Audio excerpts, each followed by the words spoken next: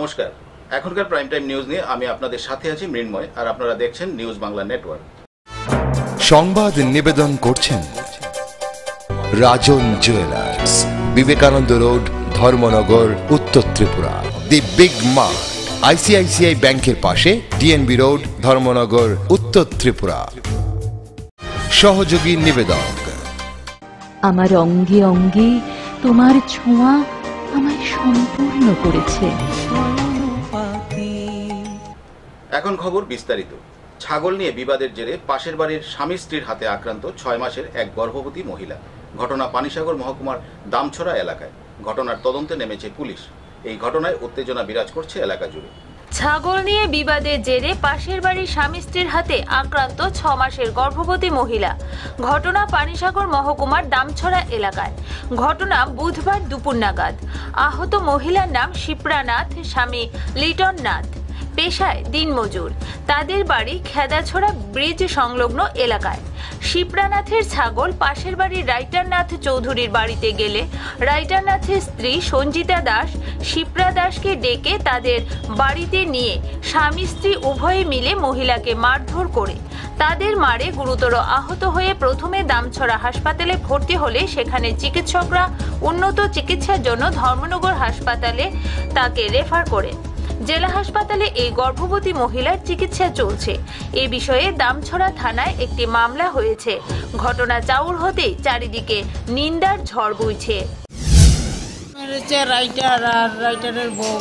Writer বউ সঞ্জিতা দাস, আর writer হয়েছে নাগ চৌধুরী।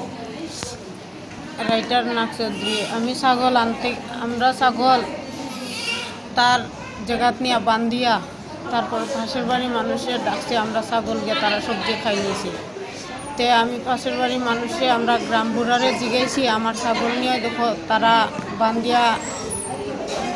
বান্ধিয়া এখন সবরে দেখাইছি আমার ছাগল বান্ধা আমার ঘরের পিছনে। তে আমি দেখি না কইয়া আমি সিঙ্গারা বানাই দোকানও, আর সে পিছন দিকে ছাগল নিছে নিয়ে তারপরে বান্ধিয়া তে পাশের বাড়ির মানুষের ডাকে আমার ছাগল গিয়ে তারা সবজি খাই লাইছে, কইয়া নিয়া বান্ধিছে। তে আমি গ্রাম বুড়ারে গিয়া জিগাইছি আমার ছাগল দেখো বান্ধা আসলো, হে পট করে নিছে। আমি গিয়া দেখি হে নিয়ে গিয়ে ছাগল। তে গ্রাম বুড়ার পিছিয়ে যাও, আমি কইছি আনো গিয়া। আমি আনাত গিয়া রসি তোলার লগে লগে রাইটারে লাত মাইরা ফেলাইয়া একদম গর্জনার দৌড়িয়া 2-3 লাত খেয়েছে। তে তার বউরে ডাকছে, তার বউ আইয়া তারা 2জন জামাই বউয়ে মারছে। আমার উপরে 2 দিন আগে আক্রমণ করছে, তখন আমি আমার বউরে পাঠাইছি থানাত। এরপরে ফখরুদ্দিনের বাড়িতে পাঠাইছি রিপোর্টার। তাই কৈছিল কোনো চিন্তা করিও না, 2-4জন গ্রামের মানুষ জানাইয়া গিয়া ঘুমাও, কিচ্ছু হতো না।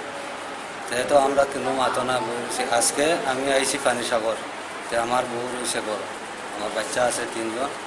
তে আমি আওয়ার পরে আমার ঘর থেকে বলে ছাগল গেছে, আমি তো ঘরে আসলাম না। তে আমার বউর কথা আমার বড় ছাগলটা ছুটিয়া তারপরে বেঁচে গেছে। এটা এই যে মানুষটা মারছে রাইটার নাগ চৌধুরী। তে ছাগলটা যাওয়ার কারণে তার এখানে তার মাটির কিতা লেগে যায়। আমার পাশের বাড়ি একদম এক বেড়ায়, আমার ও সাইডের ঘর, তার ও সাইডের ঘর। আমার ছাগলটা কেল লেগে গেল তার এখানে, কইয়া আমার বউরে তারা জামাই 2জনে খুব বেশি অত্যাচার করছে। প্রেগনেন্ট আছে 6 মাসের বর্তমান। আমারে মারছে 2 দিন আগে, তখন আমি কিচ্ছু মারতেছি না, আমার পাড়াপড়শি সবে জানে। কারণ কি মারা? ও তো তার এখানে আমার সৌর বাচ্চা গেছে কইয়া মারছে। আমার সৌর বাচ্চা বড়, সব মানুষ গ্রামের সারা মানুষে দেখছে আমার জিনিস, আমার বড় কয় আন্দাজি গেছে কি তার এখানে আমার মাইকে। ধর্মনগর থেকে বিকাশ ভট্টাচার্যের রিপোর্ট, নিউজ বাংলা। সাত সকালে মাটি চাপা পড়ে মর্মান্তিক মৃত্যু হলো এক শ্রমিকের। ঘটনা মেকলিপাড়ার চা বাগান এলাকায়। জানা যায় মৃত ব্যক্তির নাম গোপাল দেবনাথ। এই ঘটনায় শোকের ছায়া নেমে আসে গোটা এলাকা জুড়ে। সাত সকালে মাটি চাপা পড়ে মর্মান্তিক মৃত্যু হলো এক শ্রমিকের। ঘটনা বুধবার সকালে বাইপাস সংলগ্ন মেঘলিপাড়া এলাকায়। মৃত শ্রমিকের নাম গোপাল দেবনাথ, বয়স 51 বছর। তার বাড়ি বণিক্য চৌমোহনী এলাকায়। ঘটনার বিবরণে জানা যায় এদিন সকালে তিনি বাইপাস সংলগ্ন মেঘলিপাড়া এলাকায় কাজের উদ্দেশ্যে যান। সেখানে জেসিবি দিয়ে মাটি কাটার কাজ চলছিল। আচমকা টিলার মাটি ধসে পড়ে তার ওপর। মুহূর্তের মধ্যেই শুরু হয় দৌড়ঝাঁপ। খবর দেওয়া হয় দমকল বাহিনীর কর্মীদের। দমকল বাহিনীর কর্মীরা ঘটনাস্থলে গিয়ে তাকে উদ্ধার করে জিবি হাসপাতালে নিয়ে আসে, কিন্তু চিকিৎসক তাকে মৃত বলে ঘোষণা করে। এই ঘটনায় শোকের ছায়া নেমে এসেছে গোটা এলাকা জুড়ে। ঘটনা ওই সামনে আমরা সকালে 9টা 9:30 দিকে খবর পেয়েছি আর কি। আমার মামা গাড়িতে কাজ করে, লেবারি করে আর কি। তো ওই মাটি কাটতেছে, মানে জিসিবিতে মাটি কাটতেছে, মাটি পড়ছে ভেঙে। মাটি ভেঙে কোনো করতে দেয় না, মারা গেছে সঙ্গে সঙ্গেই। মাটি নিচে গেছে না? হ্যাঁ, লোকটা নিচে দাঁড়ায় ছিল, উপরে মাটি কাটতেছে, ওই মাটিটি ভেঙে পড়ছে আর কি। এরপর সঙ্গে সঙ্গে মারা গেছে। আমরা খবর পাইছি, খবর পাই গেছি। কি নাম ওনার? তার নাম গোপাল দেবনাথ। বাড়ি বণিকসমণি। কি মানে উনি কি গাড়িতে লেবারি কাজ করতো? লেবারি কাজ করে। কোনখানে হয়েছে ঘটনা? এটা আপনার হয়েছে বাইপাস মেঘডিপাড়া। কটার সময় টাইম? 9:30 পৌনে 10টা। কাজ আন্ডারে কাজ করতো, নামটা ঠিক সঠিক আমরা পাইছি না। খবর লইছি আমরা, মানে কার মিসিং, কার কোয়ারি, এটি খবর টবর পাইছি না। তো আমরা আগে লাস্ট এদিকে নিয়ে আয় বসছি আর কি। পুলিশে খবর দেওয়া হয়েছিল? পুলিশে খবর দেওয়া হয়েছে, পুলিশ আসে, ফায়ার সার্ভিস গিয়ে আইনা দিয়ে গেছে। আমরা কোনখানে পুলিশ আপনারা? আমরা বুঝজন্য করতাম। আগরতলা থেকে সুমন ঘোষের রিপোর্ট, নিউজ বাংলা। আবারও যান দুর্ঘটনায় গুরুতর আহত 2 জন। ঘটনা অমরপুর উদয়পুর সড়কে থাকছড়া এলাকায়। আহতদের বর্তমানে গোমতী জেলা হাসপাতালে চিকিৎসা চলছে। যান দুর্ঘটনায় আহত 2 জন। ঘটনা মঙ্গলবার বিকেল 5টায়। ঘটনা অমরপুর উদয়পুর সড়কের থাকছড়া এলাকায়। ঘটনায় আহত হন 2 জন। ঘটনার বিবরণে জানা যায়, একটি নতুন নাম্বারবিহীন সেলিরিও গাড়ি অমরপুর থেকে উদয়পুর যাওয়ার পথে থাকছড়া এলাকাস্থিত ইটভাটার নিকট একটি গাছের সাথে ধাক্কা লাগে। এতে গাড়িতে থাকা 2 জন মহিলা যাত্রী পারমিতা নন্দী বয়স 19 বছর এবং দীপন্তী নন্দী বয়স 16 বছর গুরুতর আহত হয়। আহতদের মধ্যে একজনের বাবার নাম ডালিম নন্দী, বাড়ি শিলাছড়ি, এবং অপরজনের বাবার নাম অরিন্দম নন্দী, বাড়ি মেলাঘর। ঘটনার খবর পেয়ে অমরপুর অগ্নি নির্বাপক দপ্তরের কর্মীরা ঘটনাস্থলে ছুটে যাওয়ার আগে স্থানীয় মানুষ আহতদের অমরপুর হাসপাতালে নিয়ে আসে। আহত 2 জনের আঘাত গুরুতর হওয়ায় কর্তব্যরত চিকিৎসক প্রাথমিক চিকিৎসার পর তাদের গোমতী জেলা হাসপাতালে রেফার করে। তবে গাড়ির চালক ঘটনাস্থল থেকে পালিয়ে যায়। দুর্ঘটনাগ্রস্ত গাড়িটি বর্তমানে অমরপুর থানার হেফাজতে থাকলেও রাত 9টা পর্যন্ত দুর্ঘটনার বিষয়ে থানাবাবুরা কিছুই বলতে চাইছেন না। স্বাভাবিকভাবে এই দুর্ঘটনায় রহস্যের সৃষ্টি হয়েছে। তবে আরো অবাক করার বিষয় হলো, দুর্ঘটনার খবর পেয়ে যখন সাংবাদিকরা মহকুমা হাসপাতালে ছুটে যায়, তখন শাসক দলের জেলার এক তাবড় নেতা সহ মহকুমার আরো 2 নেতা সংবাদটি পরিবেশন না করার জন্য সাংবাদিকদের কাছে অনুরোধ করতে থাকে। কিন্তু প্রশ্ন হচ্ছে, কেন এই অনুরোধ? তাহলে কি এই দুর্ঘটনার পেছনে অন্য কোনো রহস্য লুকিয়ে আছে? আর যারা দুর্ঘটনার কবলে পড়েছে তারা কেউই অমরপুরের না। তাহলে নেতাবাবুরা কেন এই দুর্ঘটনার সংবাদটি আড়াল করতে চাইছে? তাহলে কি বলা যায় না এই দুর্ঘটনার সাথেও কোনো স্বার্থ জড়িয়ে আছে? ওই নেতাবাবুদের বিভিন্ন প্রশ্ন কিন্তু উঁকি ঝুঁকি দিচ্ছে।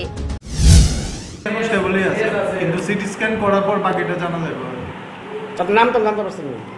নাম হলো পারমিতা নন্দী, আর একজনের নাম দীপেন্দ্র নন্দী।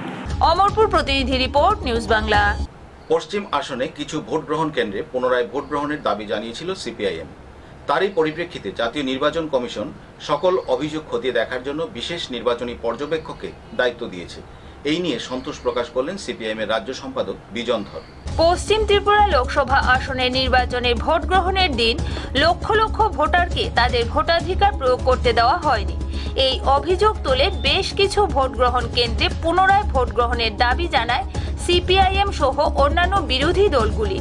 তারই পরিপ্রেক্ষিতে জাতীয় নির্বাচন কমিশন সকল অভিযোগ খতিয়ে দেখার জন্য রাজ্যে বিশেষ নির্বাচনী পর্যবেক্ষক হিসেবে বিনোদ জোতসিকে দায়িত্ব দেন।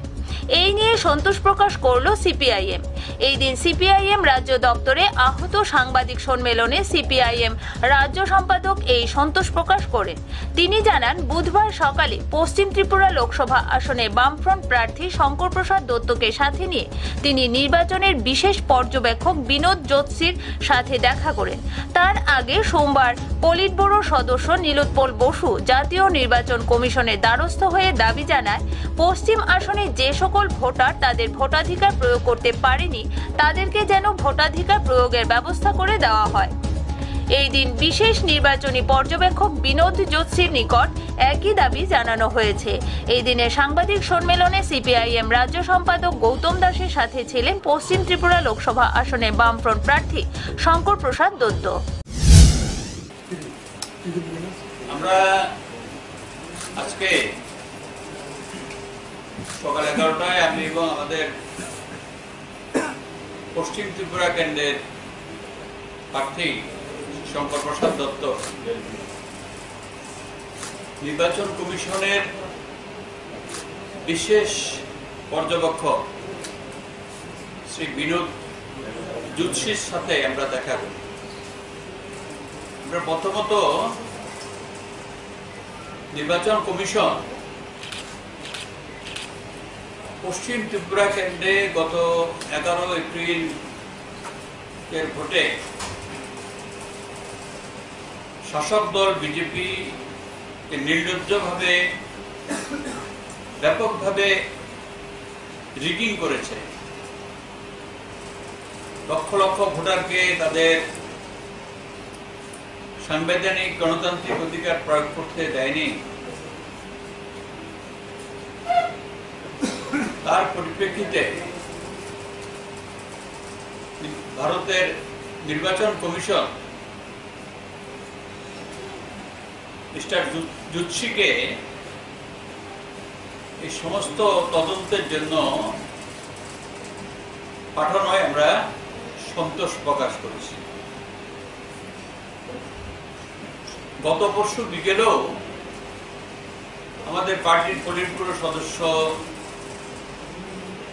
নিরুৎপল বসু তিনি পূর্ণাঙ্গ নির্বাচন কমিশনের সঙ্গে দেখা করেছেন। দেখা করে বলেছেন যে পশ্চিম ত্রিপুরা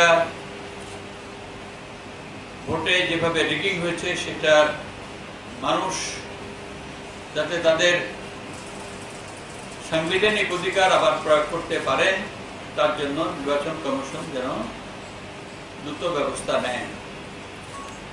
তখনই জানানো হয় যে মিস্টার যোশীকে পাঠানো হয়েছে। এনিওয়ে তিনি এসছেন পরশুদিনই।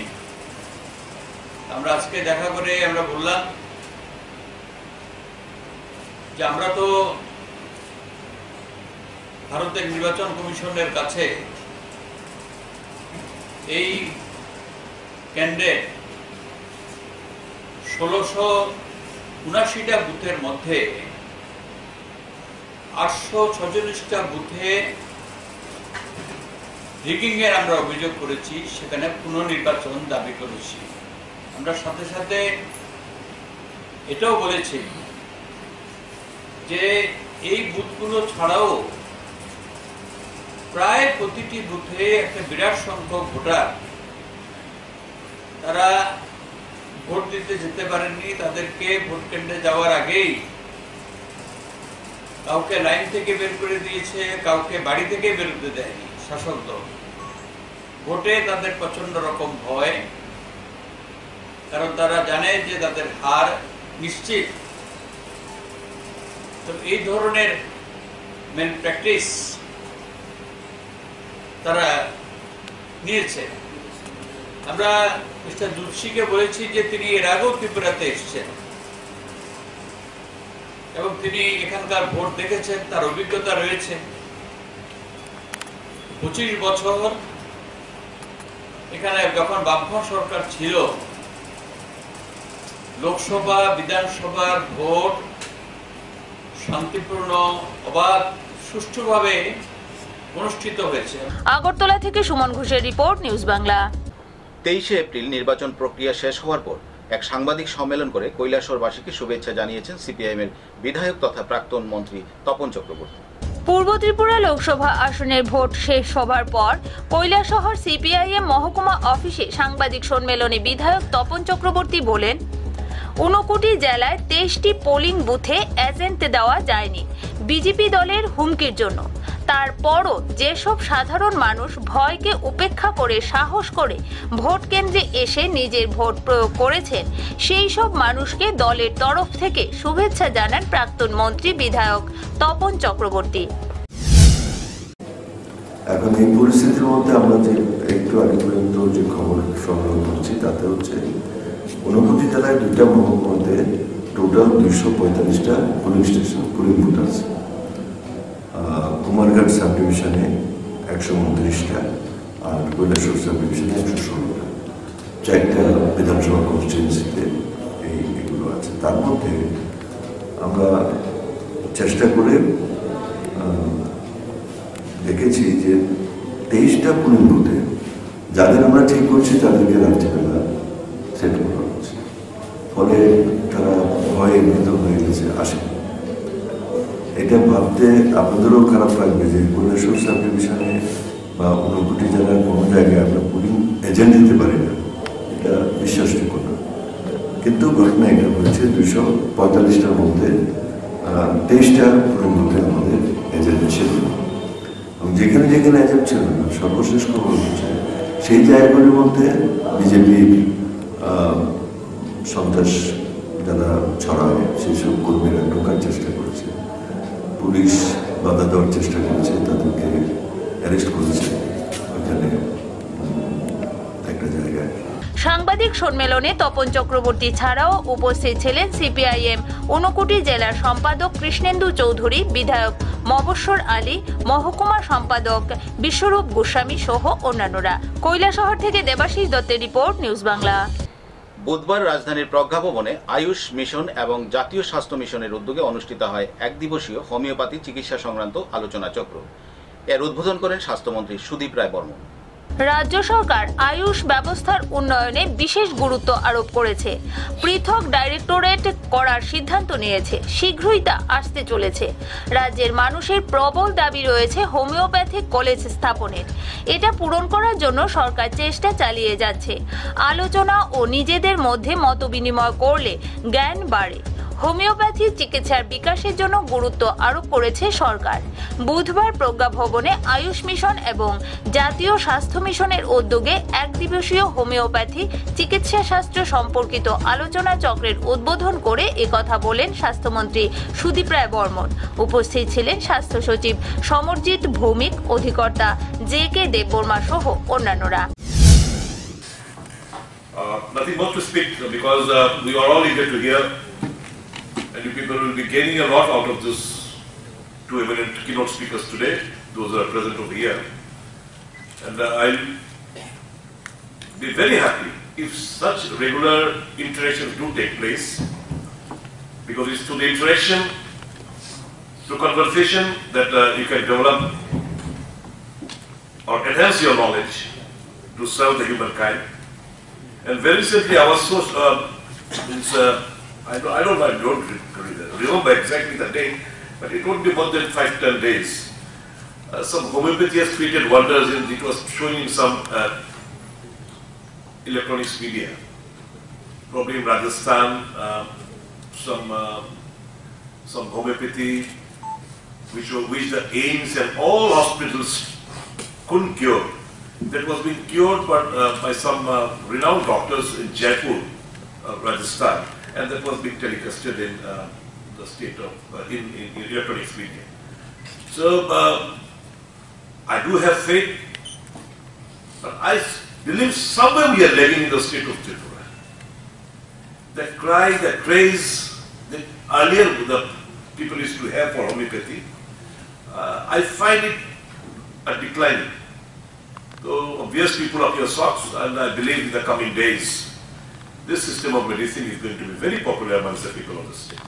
আগরতলা প্রতিনিধি রিপোর্ট, নিউজ বাংলা। ত্রিপুরা মধ্যশিক্ষা পর্ষদ পরিচালিত মাধ্যমিক ও উচ্চ মাধ্যমিক পরীক্ষার উত্তরপত্র মূল্যায়নের কাজ শুরু হয়েছে।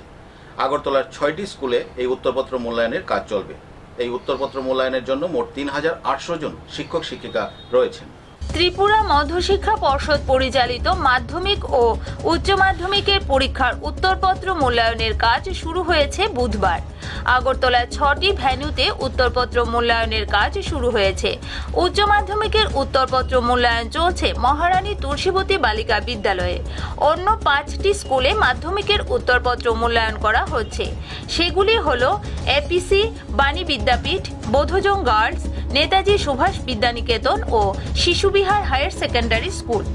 উত্তরপত্র মূল্যায়নের জন্য ৩,৮০০ শিক্ষক শিক্ষিকা রয়েছেন।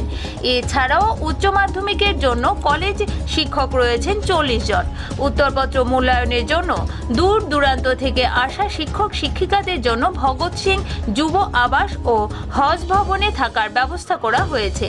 বুধবার উত্তরপত্র মূল্যায়নের জন্য আসা শিক্ষক শিক্ষিকাদেরকে উত্তরপত্র মূল্যায়নের বিভিন্ন বিষয় সম্পর্কে অবগত করা হয়। ত্রিপুরা মধ্যশিক্ষা পর্ষদের সভাপতি ডক্টর ভবতোষ সাহা মহারানী তুলসীবতী বালিকা বিদ্যালয়ে গিয়ে উত্তরপত্র মূল্যায়নের জন্য আসা শিক্ষক শিক্ষিকাদের সাথে কথা বলেন। তিনি জানান, শিক্ষক শিক্ষিকারা বৃহস্পতিবার থেকে উত্তরপত্র মূল্যায়নের কাজ শুরু করবে। তিনি আরও জানান, সকল ধরনের ব্যবস্থা করা হয়েছে, অর্থের কোনো সমস্যা হবে না। দপ্তরের মন্ত্রীর সাথে কথা হয়েছে। উচ্চ মাধ্যমিকের খাতা মূল্যায়ন শুরু হয়েছে। মাধ্যমিক স্তরের খাতা দেখা হবে 5টা ভেন্যুতে, 5টা হায়ার সেকেন্ডারি স্কুলে, যেমন আচার্য Prafulla Chandra Smriti Vidyamandir, Bani Vidyapith girls higher secondary school, Bodhjung girls higher secondary school, Netaji Subhas Vidyamandir Vidyaniketan এবং শিশু উচ্চতর মাধ্যমিক বিদ্যালয়। আর মাধ্যমিক উচ্চতর মাধ্যমিক খাতা দেখা হবে তুলসীবতী স্কুলে। আজকে থেকে শুরু হচ্ছে। আজকে খাতা দেখাটা হবে কাল থেকে। আজকে হেড এক্সামিনাররা যে ইনস্ট্রাকশন তৈরি করেছেন এটা নিয়ে আলোচনা হবে। যদি কোনো ডিফিকাল্টি থাকে বা অ্যাম্বিগুইটি থাকে সেটা তাদের মধ্যে আলোচনা করে মিটিয়ে নেওয়া হবে কাল থেকে। কতদিন করে খাতা দেখা শেষ? খাতা দেখা আমরা তো আরম্ভটা বলতে পারি, শেষটা একজ্যাক্ট কবে হবে বলা যায় না। তবে আমাদের টার্গেট হচ্ছে 20 মের মধ্যে সব শেষ করে দেওয়া, যাতে লাস্টে এবং মেয়ের থেকে আমরা রেজাল্ট দিতে পারি। স্যার, টোটাল কতজন শিক্ষক শিক্ষিকা এই মূল্যায়ন কাজে নিযুক্ত হয়েছে? মূল্যায়ন কাজে আমরা অ্যাপয়েন্টমেন্ট ইস্যু করেছি প্রায় 3,850। তার মধ্যে অনেকে আবার অব্যাহতি চেয়েছেন বিভিন্ন কারণে, প্রায় 250 মতো তাদের অব্যাহতি দেওয়া হয়েছে। এখন আমাদের মোটামুটি এক্সপেকটেশন 3,500-এর মতো শিক্ষক এই কাজে নিযুক্ত থাকবে। আগরতলা থেকে সুমন ঘোষের রিপোর্ট, নিউজ বাংলা। নিয়ে নিচ্ছি ছোট্ট একটি বিজ্ঞাপন বিরতি। ফিরে আসছি বিরতির পর অন্যান্য খবর নিয়ে। সঙ্গে থাকুন। আপনি জানেন, মানুষের শরীরে 80% রোগের জীবাণু পানীয় জল থেকে আসে। তাই সুস্থ থাকতে প্রয়োজন বিশুদ্ধ পানীয় জল। পান করুন ক্লাউড 99 প্যাকেটজাত বিশুদ্ধ পানীয় জল, যা FSSAI রেজিস্ট্রেশন প্রাপ্ত, ISO 9001:2015 সার্টিফিকেট এবং ISI স্বীকৃতি প্রাপ্ত 100% স্বাস্থ্যকর পানীয় জল। উত্তর ত্রিপুরা সহ রাজ্যের প্রত্যেক প্রান্তে 500 ml, 1 লিটার, 2 লিটার এবং 20 লিটার ড্রামে পাবেন ক্লাউড 99 প্যাকেজড ড্রিঙ্কিং ওয়াটার। তাই চলার পথে তেষ্টা মেটাতে হোক কিংবা অনুষ্ঠান বাড়িতে অতিথি আপ্যায়নের জন্য হাত বাড়িয়ে নিন ক্লাউড 99। প্রস্তুতকারক north eastern growth industry private limited, Deochhara, Panisagar, উত্তর ত্রিপুরা। ফোন 9862533861 এবং 9089402130। Cloud 99, splash of energy. আজকাল নিত্য প্রয়োজনীয় জিনিস কেনাকাটার জন্য এখানে ওখানে ঘোরাঘুরি করার সময় কোথায়? তাই চলে আসুন সম্পূর্ণ ডিপার্টমেন্টাল স্টোর দি বিগ মার্টে, যেখানে একই ছাদের তলায় আপনি পাবেন শিশু, পুরুষ ও মহিলাদের লেটেস্ট ডিজাইনের রেডিমেড পোশাক থেকে শুরু করে গ্রসারি, স্টেশনারি এবং কসমেটিক্স ইত্যাদির মতো সব ধরনের নিত্য প্রয়োজনীয় গৃহ সামগ্রীর বিশাল সম্ভার। আর প্রতিবার কেনাকাটায় পাবেন আকর্ষণীয় ছাড়। তাই ধর্মনগরে এবার আপনাদের প্রত্যেক কেনাকাটার ঠিকানা হবে দি বিগ মার্ট, ICICI ব্যাংকের পাশে, DNB রোড, ধর্মনগর, উত্তর ত্রিপুরা। ফিরে এলাম বিরতির পর। বিজেপি কর্মীদের সন্ত্রাসের প্রতিবাদে অনির্দিষ্টকালের জন্য রাস্তা অবরোধ করল আইপিএফটি। গন্ডাছড়া মহকুমা জুড়ে পথ অবরোধ করে আইপিএফটি কর্মী সমর্থকরা। অনির্দিষ্টকালের জন্য গন্ডাছড়া মহকুমা জুড়ে পথ অবরোধ করল আইপিএফটি। গন্ডাছড়া আমবাসা সড়ক, গন্ডাছড়া অমরপুর সড়ক, গন্ডাছড়া রস্যাবাড়ি সড়ক দুপুর 2টো থেকে শুরু হয় অবরোধ। শাসক দল তথা বিজেপি কর্মী সন্ত্রাসের প্রতিবাদে এই অবরোধ ডাক দিয়েছেন বলে জানালেন আইপিএফটি মহকুমা সভাপতি প্রেম সাধন ত্রিপুরা। যেভাবে বেআইনিভাবে যে আইপিএফটির যে কর্মী বা এজেন্টদের যেভাবে তারা মারধর করলো এবং যা কিছু তারা বেআইনিভাবে যা কিছু মুখে যে ভাষা দুর্ব্যবহার, আজকে পুলিশ প্রশাসন থাকার পরে তারা তার মতে যে খুশির মতন যা ব্যবহার করতেছে, এই রাজনীতি নিয়ে আমরা এটা মানতে পারছি না। এটা আমরা যদি ওই যে দুষ্কৃতীরা তারা যতক্ষণ পর্যন্ত গ্রেফতার না করে জেল হোজাতে যদি না পাঠায় ততক্ষণ পর্যন্ত আমরা এই বন্ধ জারি রাখব। গন্ডাছড়া প্রতিনিধি রিপোর্ট, নিউজ বাংলা। পূর্ব ত্রিপুরা আসনের ভোট সম্পন্ন হওয়ার পর বিজেপি দলের পক্ষ থেকে কৈলাসহরে এক সাংবাদিক সম্মেলন করা হয়। এই সাংবাদিক সম্মেলনে ভোটার সহ নির্বাচন কমিশন, প্রশাসন এবং সংবাদ মাধ্যমকে ধন্যবাদ জানান বিজেপির রাজ্য কমিটির সম্পাদক নীতিশ দে। পূর্ব ত্রিপুরা আসনের ভোট সম্পন্ন হবার পর সিপিআইএম পার্টির পর বিজেপি দলের পক্ষ থেকেও কৈলাসহরে সাংবাদিক সম্মেলন করা হয়। শহরের জেলা অফিসে সাংবাদিক সম্মেলনে উপস্থিত ছিলেন কৈলাসহর পুর পরিষদের ভাইস চেয়ারম্যান তথা বিজেপি রাজ্য কমিটির সম্পাদক নীতিশ দে, বিজেপি নেতা অরুণ সাহা, প্রশান্ত দে।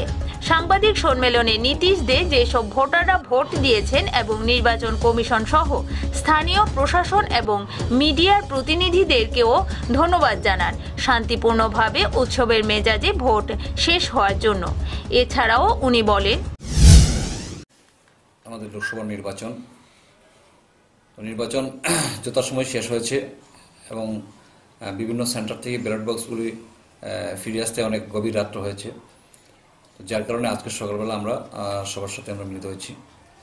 তো প্রথমতই আমাদের পার্টির পক্ষ থেকে আমরা সবাইকে, আমাদের যারা নির্বাচক মণ্ডলী যারা ছিলেন, যারা মতদান করেছেন, সবাইকেই পার্টির পক্ষ থেকে অভিনন্দন এবং ধন্যবাদ জ্ঞাপন করি। পাশাপাশি এই নির্বাচনকে সফল করবার ক্ষেত্রে বা নির্বাচনকে পরিচালনা করবার ক্ষেত্রে যারা সহযোগিতা করেছেন সবাইকেই আমাদের পার্টির পক্ষ থেকে আমরা অভিনন্দন জ্ঞাপন করছি। মহকুমা প্রশাসন, জেলা প্রশাসন এবং নিরাপত্তা ব্যবস্থার যে বন্দোবস্ত করা হয়েছে নির্বাচন কমিশনের পক্ষ থেকে সবাইকে ধন্যবাদ। যেটা ছিল মূল বিষয় যেটা ছিল যে সবাই একটা সারা রাজ্য জুড়ে একটা আওয়াজ তুলবার চেষ্টা করেছিলেন যে ত্রিপুরা রাজ্যে গণতান্ত্রিক পরিবেশ নষ্ট হচ্ছে বা সরকারের ভাবমূর্তির উপর আঘাত আনবার চেষ্টা করা হয়েছিল। তো গতকালকে নির্বাচনের পর আমি যতটুকু জানি যে বিভিন্ন রাজনৈতিক দল যে প্রতিক্রিয়া ব্যক্ত করেছেন তাদেরকেও ধন্যবাদ জানাই যে ত্রিপুরা রাজ্যে একটা সুষ্ঠু নির্বাচন আমাদের ভারতীয় জনতা পার্টির সরকার থাকাকালীন সময়ে সুষ্ঠু নির্বাচন হয়েছে। তো অধিক যেমন আমাদের বিরোধী দল যারা ছিলেন কংগ্রেস এবং সিপিএম, সার্বিক কারণেই তারা এতটা দুর্বল হয়ে পড়েছেন যে বিভিন্ন জায়গাতে তারা নিজেদের স্টল বা এগুলি করবার মতো সুযোগ তাদের ছিল না। তো গতকালকে আমাদের সবাই আমাদের চোখে পড়েছে, আপনাদের চোখে নিশ্চয়ই পড়েছে যে বিভিন্ন জায়গাতে পলিটিক্যাল পার্টির বক্তৃতাতে যারা দুজন করে যারা বসেছিলেন সমস্ত জায়গাগুলিতে আমরা দেখেছি যে কংগ্রেস এবং সিপিএম কোনো জায়গাতে একসাথে, কোনো জায়গাতে একবারে পাশাপাশি ভাই ভাই সম্পর্ক, মধুর সম্পর্ক তারা সেখানের মধ্যে এবং একজন একজনকে খাওয়াচ্ছেন। এটা দীর্ঘ 25 বছরের পরে ত্রিপুরা রাজ্যে এরকম একটা ছবি দেখা গেল যে কংগ্রেস এবং সিপিএম মানে বাঘে এবং মহিষে এক ঘাটে জল খাচ্ছে। ত্রিপুরা রাজ্যের গত 25 বছরের ইতিহাসে কংগ্রেস সিপিএম ছিল বাঘ এবং মহিষ, এক ঘাটে জল তারা কখনো খায়নি। তো গতকালকের আমাদের ত্রিপুরা রাজ্যে নির্বাচন যে এত শান্তিপূর্ণ ছিল তার প্রকাশ হচ্ছে বাঘে এবং মহিষে এক ঘাটে জল খেয়েছেন। সমস্ত জায়গাগুলির মধ্যে সিপিএমের নেতারা বসে আছেন, পেছনে কংগ্রেসের ব্যানার, অথবা সিপিএমের ব্যানার তার সামনে কংগ্রেসের নেতারা বসে আছেন। এইভাবে আমাদের বিভিন্ন পোলিং স্টেশনের চিত্র আমরা লক্ষ্য করতে পেরেছি। আমাদের যিনি পূর্ব ত্রিপুরা যিনি প্রার্থী ছিলেন জিতেন চৌধুরী, উনি নিজে ভোট দেননি। তো সেই জায়গায় দাঁড়িয়ে আমাদের প্রশ্ন হচ্ছে এই জায়গার মধ্যে যে যারা গণতন্ত্রের কথা বলে, যারা সবাইকে ভোট দেওয়ার জন্য উৎসাহিত করলেন, সেই দলের প্রার্থী কেন ভোট দিলেন না, সেটা হচ্ছে সবচেয়ে বড় প্রশ্ন। হ্যাঁ, উনি যেটা বলেছেন যে জেলাতে আমাদের প্রার্থী তো বিভিন্ন জায়গাতে কাজে ব্যস্ত ছিলেন, আমরা বিভিন্ন জায়গাতে কাজে ব্যস্ত ছিলাম, কিন্তু ভোটদান করবার ক্ষেত্রে সবাই কিন্তু যার জায়গাতে, এটা হচ্ছে ব্যতিক্রমধর্মী ঘটনা আমাদের ত্রিপুরা রাজ্যে, যে আমরা যেটা দেখলাম যে প্রার্থী এবার নির্বাচনে তিনি নিজেই নিজের ভোটটাকে বয়কট করেছেন। তো এটাই হচ্ছে প্রমাণ যে ত্রিপুরা রাজ্যে যে গণতান্ত্রিক পরিবেশ যেটা আছে, যেটাকে তারা কালিমালুপ্ত করবার জন্য চেষ্টা করছে এবং নিজে ভোট না দিয়ে সেটাকে তিনি প্রমাণ করতে চেয়েছিলেন, ত্রিপুরা রাজ্যের জনগণ সেটাকে যোগ্য জবাব দিয়ে দিয়েছে। তো আপনারা যারা সাংবাদিক যারা আছেন, যারা নির্বাচনে বিভিন্ন জায়গাতে গেছেন, আমাদেরকে সহযোগিতা করেছেন, যে বিষয়গুলি আমাদের চোখের সামনে তুলে এনেছেন, তার জন্য আপনাদেরকেও আমরা পার্টির পক্ষ থেকে আমরা ধন্যবাদ এবং অভিনন্দন জ্ঞাপন করছি। কৈলাসহর থেকে দেবাশিস দত্তের রিপোর্ট, নিউজ বাংলা। শ্রীলঙ্কায় সন্ত্রাসী হামলায় নিহত বাংলাদেশের শেখ ফজলুল করিম সেলিমের নাতি জাহান চৌধুরীর মৃতদেহ শ্রীলঙ্কা থেকে দেশে আনা হলো বুধবার। বিমানবন্দরে জাহানের মরদেহ গ্রহণ করেন তার নানা শেখ সেলিম। বাবাকে হাসপাতালে রেখে লাশ হয়ে ফিরল জায়ান। শেখ ফজলুল করিম সেলিমের নাতি জায়ান চৌধুরীর মরদেহ শ্রীলঙ্কা থেকে দেশে আনা হয়েছে। গত রোববার ওই সন্ত্রাসী হামলায় নিহত 8 বছরের জায়ানের মরদেহ বহনকারী শ্রীলঙ্কা এয়ারলাইন্সের বিমান UL 189 ফ্লাইটটি বুধবার দুপুর 1:45 ঢাকার শাহজালাল আন্তর্জাতিক বিমানবন্দরে অবতরণ করে বিমানবন্দরের টারমার্কে নাতি জায়ানের মরদেহ গ্রহণ করেন নানা শেখ সেলিম। খ্রিস্টানদের অন্যতম ধর্মীয় অনুষ্ঠান ইস্টার সানডের পরবের দিন কলম্বোর কয়েকটি চার্চ ও হোটেলে একযোগে বোমা হামলা হয়। হামলায় বুধবার পর্যন্ত নিহতের সংখ্যা 359 জনে দাঁড়িয়েছে, আহতের সংখ্যা প্রায় 500। জায়ান চৌধুরী বাবা মার সঙ্গে শ্রীলঙ্কায় বেড়াতে গিয়েছিল। হামলায় জায়ানের বাবা মশিউল হক চৌধুরী প্রিন্সও গুরুতর আহত হয়েছেন। কলম্বোর একটি হাসপাতালে চিকিৎসাধীন থাকায় তাকে এখনই দেশে আনা সম্ভব হচ্ছে না। শিশু জায়ান প্রধানমন্ত্রী শেখ হাসিনার কাছেও ছিল অনেক প্রিয়। তথ্য ও যোগাযোগ প্রযুক্তি প্রতিমন্ত্রী জুনাইদ আহমেদ পলক ফেসবুকে লিখেছেন, জায়ান প্রধানমন্ত্রী শেখ হাসিনারও বেশ প্রিয় ছিল। প্রধানমন্ত্রীর সঙ্গে দেখা হলে দাদু বলে জড়িয়ে ধরত। শান্তশিষ্ট জায়ান উত্তরার সানবিম স্কুলের 2য় গ্রেডে পড়ত। সে ছিল ক্রিকেট পাগল আর সাকিব আল হাসানের ভক্ত।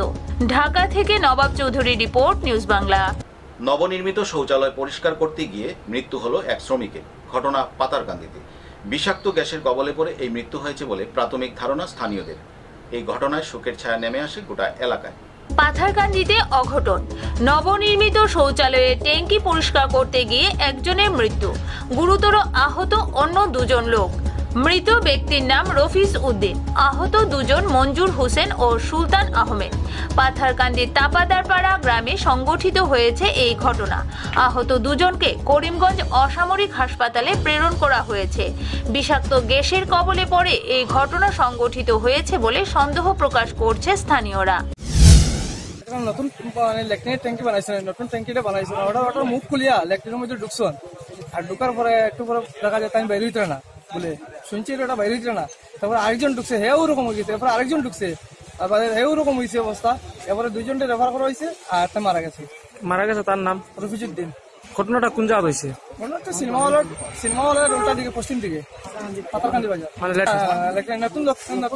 নতুন লেট্রিনের ট্যাঙ্কি এখন ইউজ করা হয়েছে না। পাথারকান্দি প্রতিনিধি রিপোর্ট, নিউজ বাংলা। এখনকার মতো প্রাইম টাইম নিউজ এই পর্যন্তই। আমাদের পরবর্তী সংবাদ দেখার জন্য চোখ রাখুন নিউজ বাংলার পর্দায়।